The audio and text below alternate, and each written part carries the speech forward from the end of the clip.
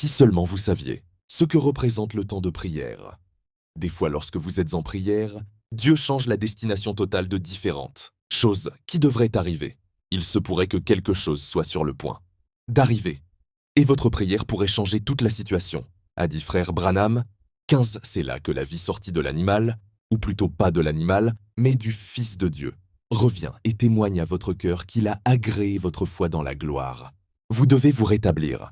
Maintenant, nous allons parler d'un miracle qui a eu lieu dans le Nouveau Testament, la guérison de la fille de Jairus, un petit sacrificateur du temple. Une merveilleuse leçon, si seulement nous avions le temps d'en parler un peu. Dans le chapitre qui précède, nous voyons là un verset où le Fils de Dieu a consacré beaucoup de temps à la prière.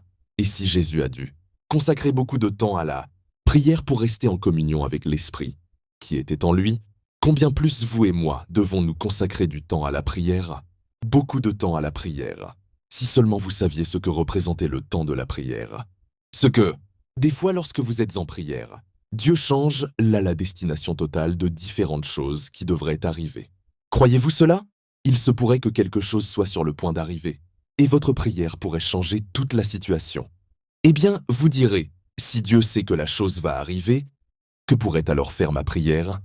16. Vous vous rappelez quand il s'est tenu là, contemplant la moisson, il a dit, il était le maître de la moisson. Il a dit, la moisson est mûre, mais peu nombreux sont les ouvriers.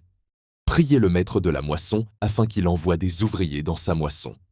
En d'autres termes, priez-moi afin que j'envoie des ouvriers dans ma moisson.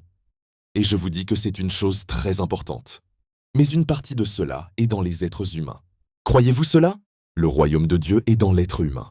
Eh bien, Jésus a dit dans un verset, « Je suis le cep, vous êtes les sarments. » Le cep ne peut pas porter du fruit. Ce sont les sarments qui portent du fruit. Dieu ne peut pas de lui-même porter du fruit, il faut que ce soit l'Église. Est-ce juste? Il faut qu'il vous prenne, vous les sarments, pour porter du fruit. Et lorsque vous les sarments, vous vous abandonnez au CP, alors les fruits apparaissent. Voyez-vous ce que je veux dire? Dieu a besoin de vos mains. Il a besoin de vos yeux. Il a besoin de votre langue. Il a besoin de vos lèvres. Il a besoin de vos oreilles. Il a besoin de vos mains et de vos pieds, afin qu'il puisse porter du fruit par vous. Abonnez-vous pour la partie 2. Billy Paul Céleste TV.